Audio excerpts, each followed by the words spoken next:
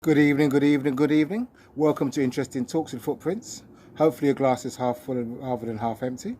And as you know, you can always top it back up no matter where you are in life. Today, we're going towards the end of July, and this has cropped up a few times with myself, clients, people which I talk with.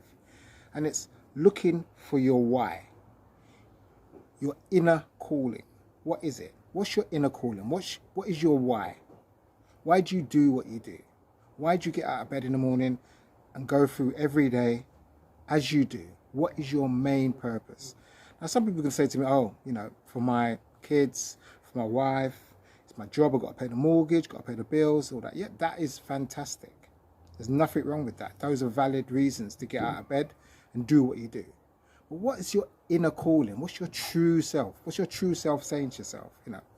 Not what mum told you, not what dad told you, not what they told you at school, not what your peer group told you, not what society tells you. That little voice, that little you, that little child, that little dream that you had when you was very, very young, that you had a desire to do something. You wanted to be somebody. You wanted to achieve something. Something struck a chord with you all those years ago, and you just put it on the back burner and got on with life. Very, very understandable. But then when you run into difficulties in life and you feel like life lacks meaning to you, lacks purpose, it may be because you're not in line with your true self, your why, what you really, really deserve to be, what you really want to be. So what was your dream when you was a kid? What makes your heart race? What puts that spring into your step when you think about it? If you're feeling unfulfilled, then of course, when life throws its challenges, which is full of ups and downs, irrespective if you're following your why or not. But when you have your why, when you have your true purpose, all of those, the difficulties, the challenges, they just become as they are. Not much to worry about. They just come in your life, good bits, bad bits. But you are on a trajectory of going where you're supposed to go. You're living to your true self, your dream, whatever it might be. People, that are in poverty, they dream of being rich. And they think that when they're rich, their life is now going to be very happy. And it's going to be sweet styling all the way. Well, most of us now know that's not true. You've got millionaires that got 1 million, they want 2 million. You've got somebody who's got 10 million, 2 million, they want 10 million.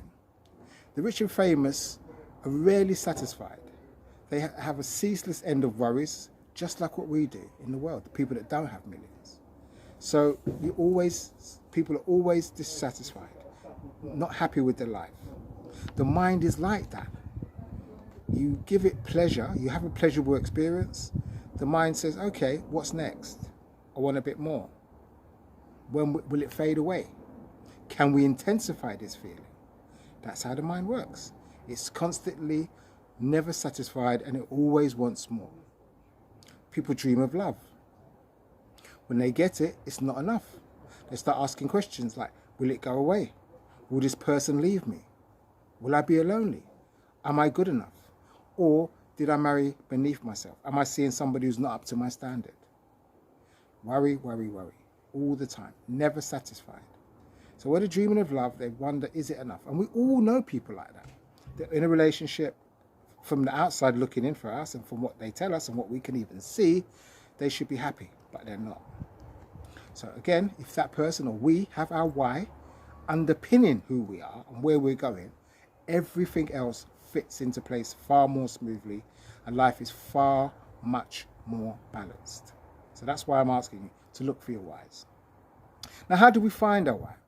Well, first thing to do is to make a list of the things you love to do, the things that excite you, the things that make you feel alive. Some people have that feeling, for example, when they're going to the airport. Some people have that feeling when they've just passed their driving test or something like that, or you pass an exam. That kind of euphoria, that's what I'm talking about for you to have in your life, to have that feeling, but on a regular basis, as in you're doing what you want to do. My wife, for example, I have found it, which was to help people, to get paid for it, to be useful to the world. I'm a therapist. It works for me. That's my why. I'm living my why.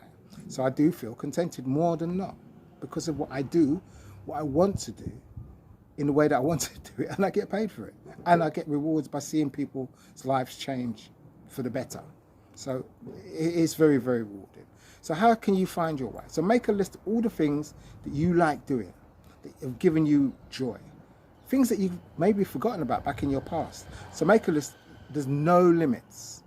Now, I always suggest to clients, and this is what I've learned myself, is have a list of at least 30 to 20 different whys, what you think could be your why.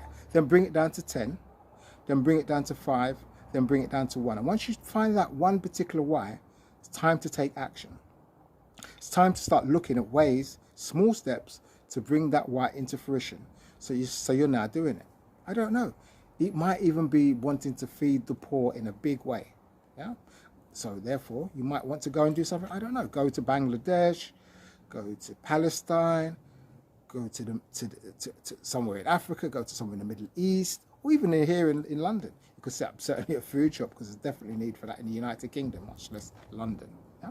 So whatever your why is, you need to look at how you're going to get it done and how to bring it into your life.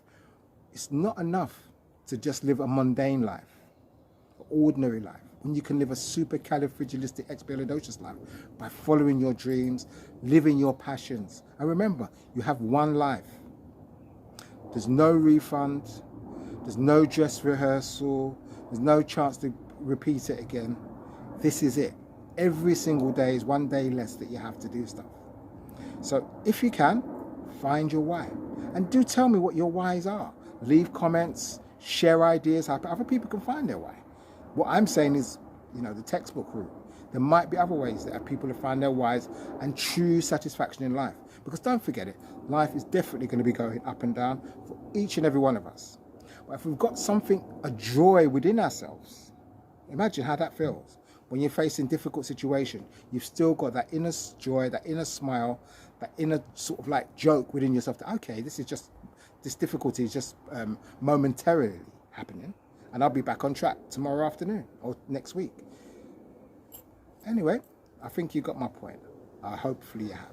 So leave comments, share this video with people that you think that might find it useful. Do subscribe to my YouTube channel, and take care of yourself until next week. Bye for now.